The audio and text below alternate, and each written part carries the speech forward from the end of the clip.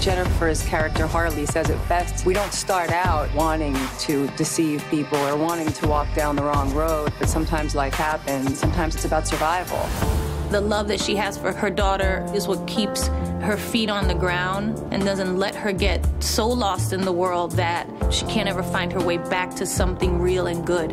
My character, Wozniak, would protect Harley probably above his wife. It's a group of people that stick together through thick and thin.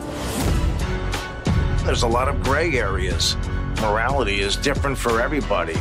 We all struggle with what's right and what's wrong, and how far do we go for the people that we love. I'm excited about this cast. I'm excited about the people behind it. It's a great script, an unbelievable director, Barry Levinson, and the actors are really good in this piece. To me, all the best roles are always somebody who's, morally challenged in some way, riding both sides of the fence all the time. I don't do bad things. I'm a cop. I just get the bad guys.